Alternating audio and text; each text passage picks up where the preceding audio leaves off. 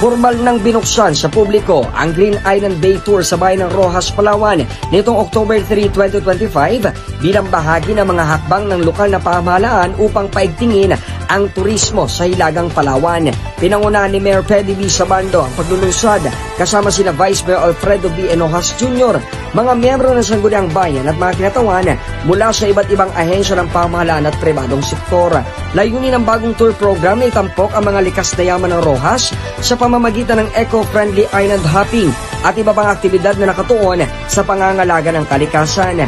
Bahagi rin ito ng inisyatibo ng lokal na pamahalaan na isulong ang responsableng turismo at palawakin ang mga oportunidad sa kabuhayan ng mga residente. Ayon sa Municipal Tourism Development Program Office, inaasahang makakatulong ang programa sa pag-angat ng lokal na ekonomiya at sa promosyon ng Roxas, Palawan bilang destinasyon para sa sustainable tourism sa lalawigan. Ako, si JB Wanich ng GMA Super Radio Palawan.